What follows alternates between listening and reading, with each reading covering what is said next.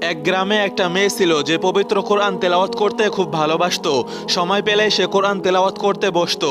রাতে যখনই ঘুম ভাঙতো তখনই সে কোরআন পড়তে শুরু করত।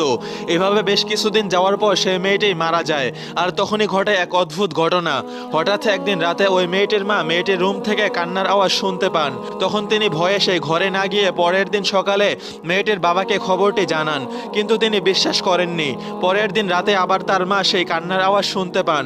তারপর মেয়েটির বাবাকে ডাকেন। মেয়েটির বাবাও সেই আওয়াজ শুনে ভয় পেয়ে যান। তারপর সকালে এই ঘটনা মসজিদের ইমাম সাহেবকে বলা হয়। ইমাম সাহেব এই ঘটনা যাচাই করার জন্য ওই বাসায় এক রাত থাকেন। রাত গভীর হতে না হতেই সবাই সেই কান্নার আওয়াজ শুনতে পান। মনে হচ্ছিল অনেকজন মিলে একসাথে কান্না করতেছে। তখন ইমাম সাহেবও কেঁদে ফেললেন আর বললেন, এটা ফেরেশতাদের কান্নার আওয়াজ। মেয়েটি প্রতিদিন রাতে এই সময় কোরআন তেলাওয়াত করত, যা শুনতে ফেরেশতারা এখানে আসতো। এখন মেয়েটি না থাকায় তারা এসে কান্না করে।